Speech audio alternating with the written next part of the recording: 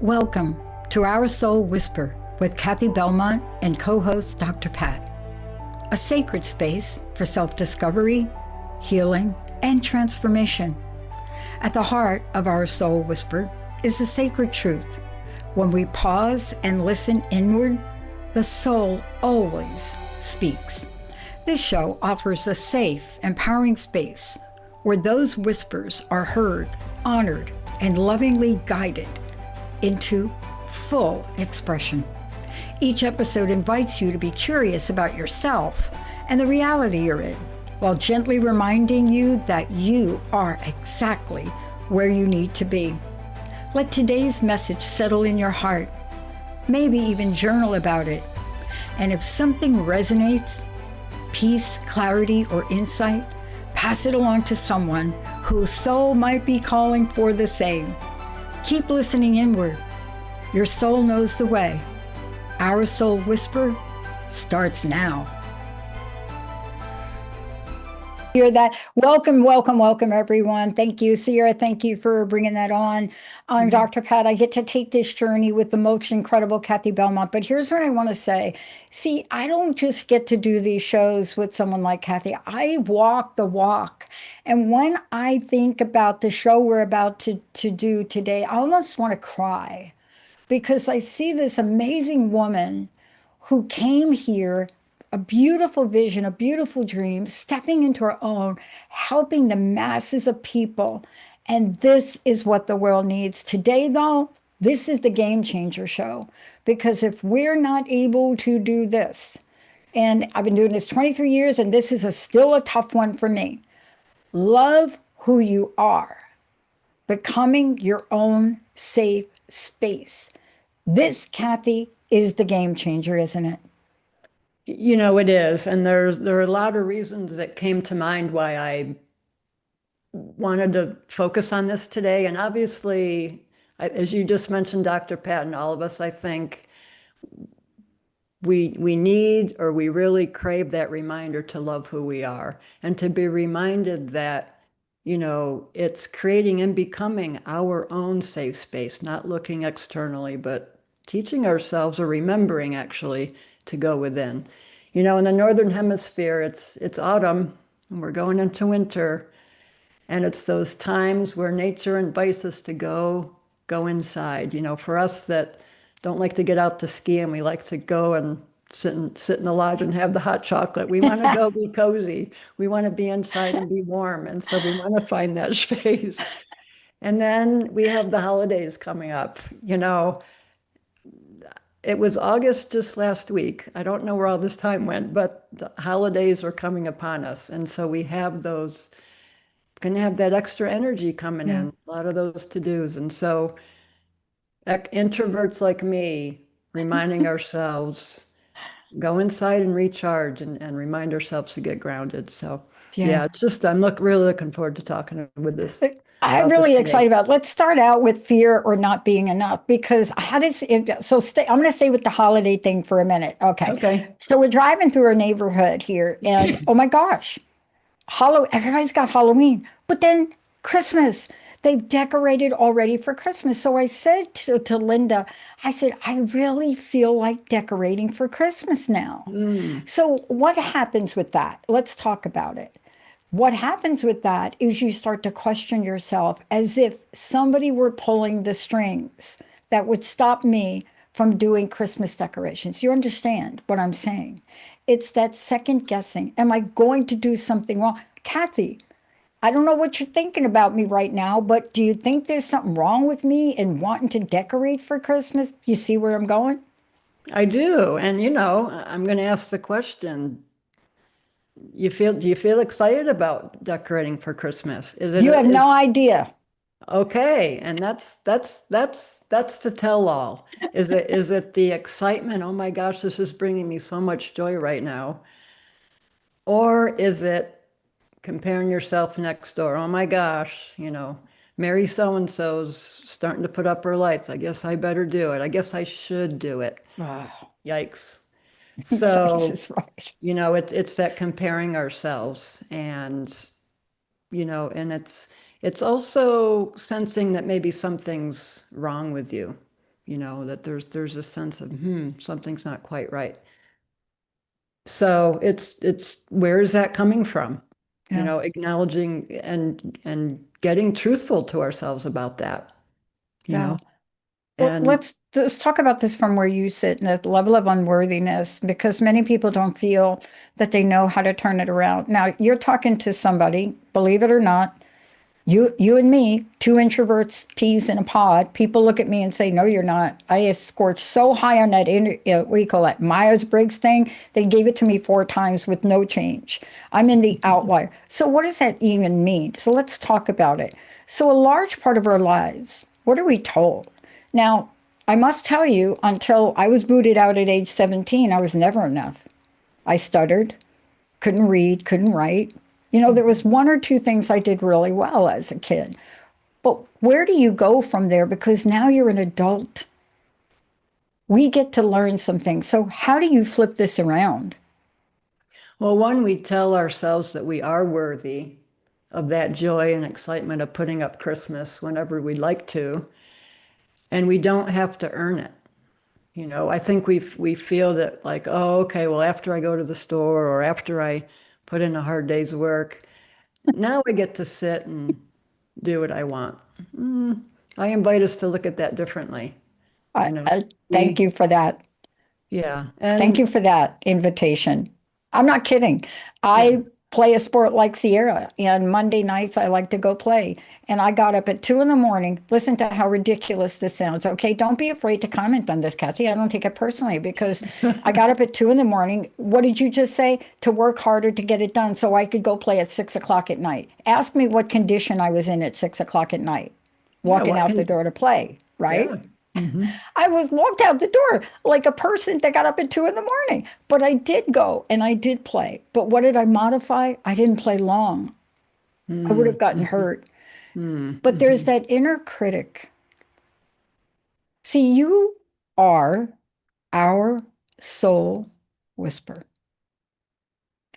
Cathi, Hmm. the soul doesn't whisper judgment, does it? Tell us It, about inner critic, self-judgment, and where the bleep that thing comes from. yeah, no, you're right. The soul, our soul does not speak to us that way. It does not whisper that way. And so when we speak to ourselves harshly, we judge ourselves. Um, it doesn't feel good, at least to me. And I've come to a place of enough awareness where when I go to that place, I don't like to stay there very long. Not because I'm denying it, because I know where I want to be instead. And so it's becoming more aware of how do we talk to ourselves? If we do something, I was at an event last night and I spoke up and it was my error. And I said, oops, I probably shouldn't have said that. And then I was ruminating and I said, I did what I thought was right. And so I, kind of apologized and said, oops, my bad. But it's recognizing to say, okay, I did that and it's an experience, and what am I learned from that? How do I clean that up? And sometimes with this inner stuff going on in our head, it doesn't become a very safe place. And so No. the thought of coming home to that doesn't feel very good. And then, when we make a mistake like that, are we able to accept it and move on? Yeah, without So judgment, though, because without let's just judgment. jump to this next thing I want to talk about. So much out there about compassion and empathy. I'm not kidding. All of the recruiting reports now of people coming out of college, money ain't, it's not as popular, compassion and empathy, but we just don't know how to do it for ourselves. We don't know how to cultivate that, do we? I don't. And I think it's a willingness to be able to. I think it's getting to the point where, you know, realizing that giving the love to ourselves and the compassion and the forgiveness, I know that can be a big word and however we want to do that, but it can be very simple. I really love going back to the simple, and my brother really taught me this. It would irritate me sometimes because I'd want to make it so hard.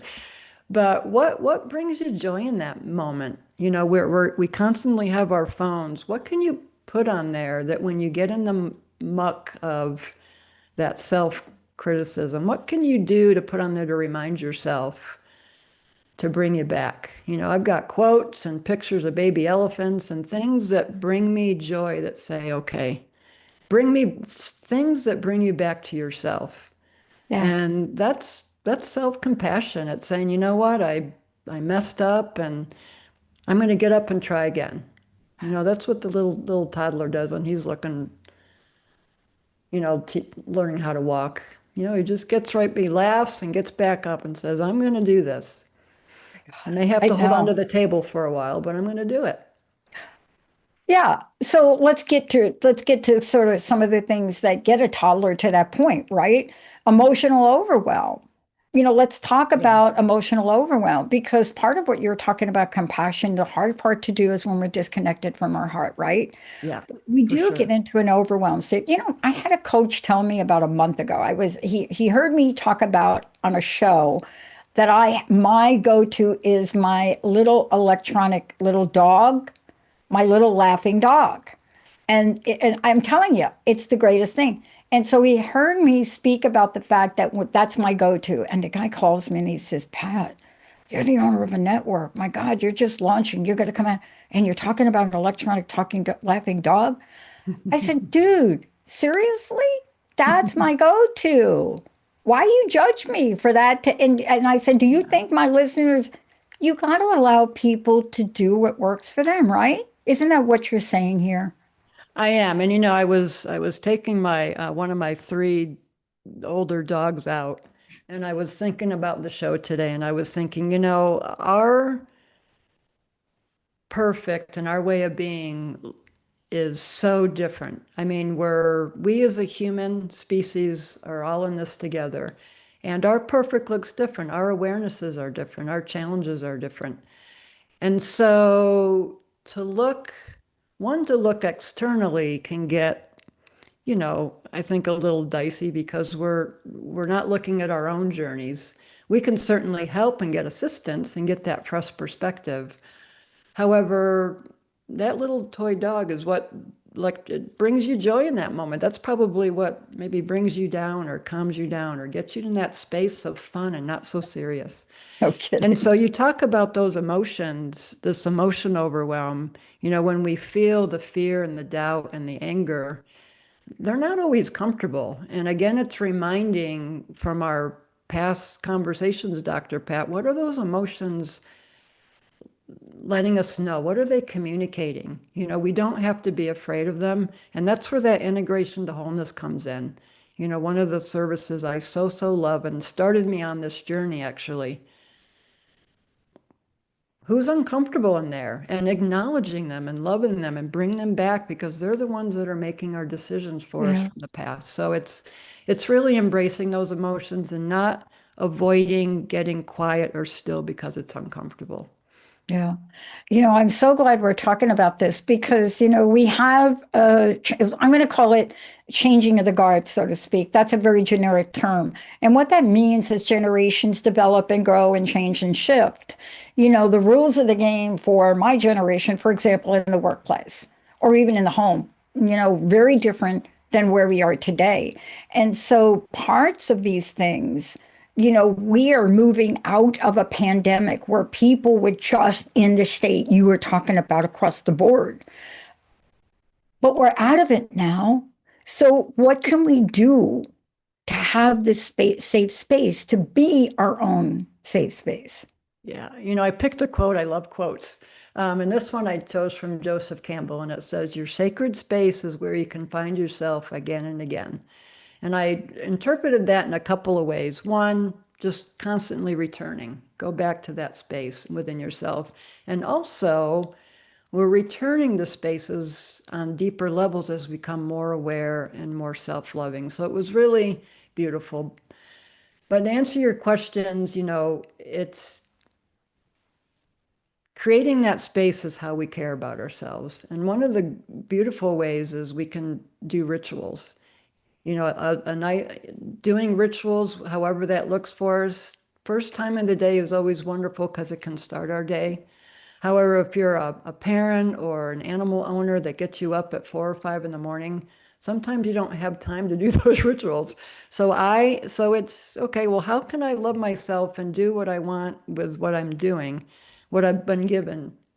And I say gratefuls before I get out of bed or as I'm leashing up the dogs. What am I grateful for? As they get me up at 4 in the morning, I think, okay, well, I'm so happy they're here. I've had them for 17 years. I'm so grateful. Wow. Yeah. And I get to go back to sleep and have some awesome dreams because those are one of the prime dreaming times. So I look for the gifts in that, so rituals. And then, as we cultivate the self-awareness, we become resilient. We strengthen ourselves. And as we take, like I just mentioned, as we take perspectives on these challenges of getting up at 4 in the morning, how can we look at them? Well, I get to remember my dreams and I get to experience them a little more fluidly. And it's that self-compassion, embracing, you know, maybe gratefuls aren't the first thing that I say when I get up at 4. Well, have some compassion and start over. So. Well, it's so funny that we're talking about this today. Linda said to me, "Oh my gosh, I got up really early today because I had my really cool list of things that I'm doing without going into them in this show. I'm going to do a whole nother show on it, but I was really excited to get up." She said, "Oh my God, I heard you get up and you are like so peppy." It was like, and what was it, like 3 in the morning? And so for me, it was that energy before I went to bed at night, those gratitudes that Mhm. I embedded to help me. Look, I've been called Pollyanna Patty and a lot of other things, but this journey to launch a network and do all of this, you could write a book about it and it would be the 50 shades of challenges. But yeah, we control what's inside of us, don't we? We do control what's inside of us, and that's the good news. I mean, and we have to ask ourselves, do we want to take that on? You know, this loving ourselves, loving myself, and creating that sacred space within me, that's one of my biggest life things to get this time around. I totally get that. I spent the first half of my life looking outside, comparing, thinking, how do I get to that place? And I have finally turned that large vessel around to where I'm going towards inside. And oh my gosh, when things get crazy, when the holidays get crazy, when, like you said, Dr. Pat, building a business gets crazy, where do we want to go? I want to go inside. I know what my journey is, and I look to my fellow humans for support. I don't see that as going outside. I see that as my guidance saying, I need to talk to somebody. It's when we start to compare and we start to give more people more of our power that it starts to get a little, they're in a different place. We're all in a different place. And I think once we learn to really realize another dog walking moment, um, there have been places where people said, well, how about do this or get to this place? And I'll think, that's a wonderful place to be. I'm not ready yet. Yeah. That is totally okay. That is total self-care to say, you know what? Oh my gosh, what a wonderful place to be. And I'm just not there yet.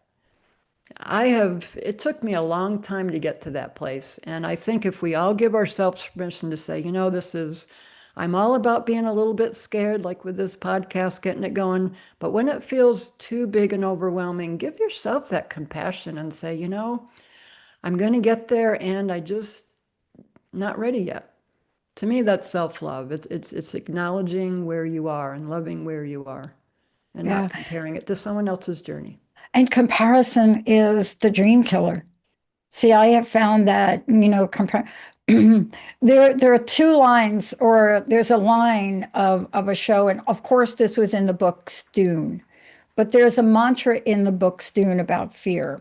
And I don't have time to go through it, but you have to watch it where Jessica is reciting the mantra as her son has got his hand in this fear box. However, when you take that mantra and you flip that around and you replace the word fear with doubt, right? And doubt comes from comparison, it means the same thing. What it means is it's the dream killer. It's the thing that obliterates everything, doesn't it? But you're here today to tell us how to strengthen our resilience as well. I am. It's creating that. It's becoming aware of ourselves, and it's becoming that own safe space. It's that sacred act of self-love, and you don't have to walk the path alone. So I invite you to visit OurSoulWhisper.com, email me at OurSoulWhisper@gmail, and let's work together and see how we can walk this journey together to get in touch with our sacred space. This month I thought about the holidays and everything going on. 15% discount, people. Just go and really just check it out. I love this work. I love journeying others through this work. I love journeying myself through this work. So I just says thank you for being who you are and exactly where you are. Yeah. And thanks for tuning into podcasts like this. It's part of our self-care. It's part of our reminding on Yeah. whatever level of awareness we're at. You know, we're writing I'm writing a very long white paper on who we are, where we're going. It's ridiculously 150 pages right now. But one of the things I'm learning is I'm learning about myself. I'm also learning about one thing I'd love for you to talk about is as I sat down and do this over a 23-year period, I was also remembering some of the hiccups, my imperfections, my mistakes, my shortcomings. Let's talk a minute about how self-compassion can flip those things around, right? Yeah, it's embracing those, it's recognizing we have a tendency to go certain places.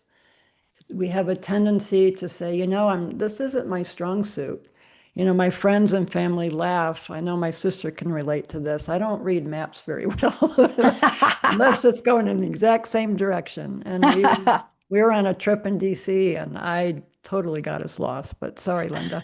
But yeah, it's just embracing that, it's not my strong point. And, it's recognizing that and maybe saying, Linda, I'm going to let you read the map because it's not my strong point. And giving ourselves that permission to do that, to ask for assistance, to look at those places where we get stuck, get our hiccups, taking a few deep breaths, saying, okay, what's my next step here? What does my higher self want me to do right here? I just don't know what to do. It's it. It's that self-compassion and self-care we're talking about, giving ourselves a break, allowing us to do something and we're worthy just because we are. We're worthy just because we are. I love that you're talking about this because at some point, what you and I are going to do is a show about our soul whisper and AI soul whisper. We're going to actually do a show that talks about how we can use tools, and the reason I'm bringing this up is all the things you mentioned today, you are the one that will help people with this. This is really important for folks to know. I get to take this journey with you, but I'm not the expert in this field. You are. And I want to make sure people know that. What I've learned from you, Cathi, not just on the show, but working with you, I've watched you. And as we went through setting up the website, making decisions, you became my poster child for ease and grace and peace.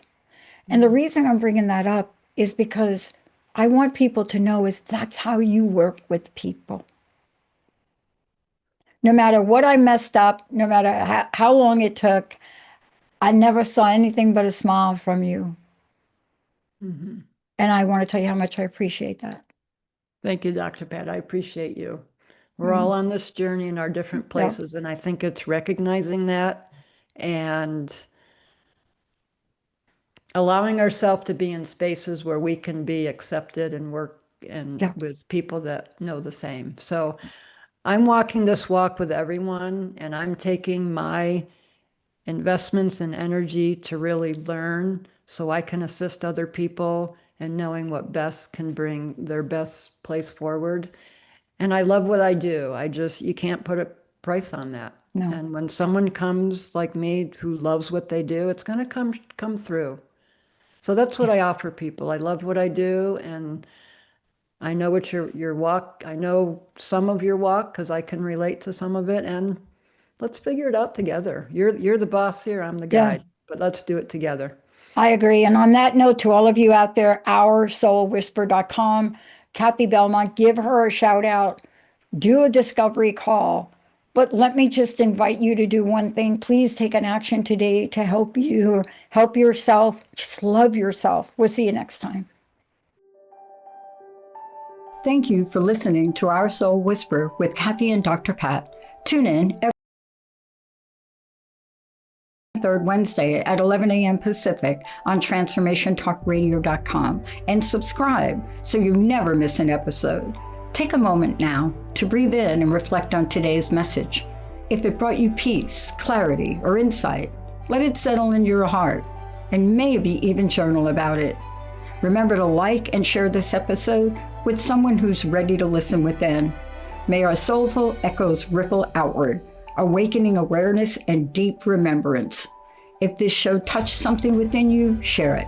Let's create a world where most of us pause, listen inward, and allow our light to shine. Visit OurSoulWhisper.com for more.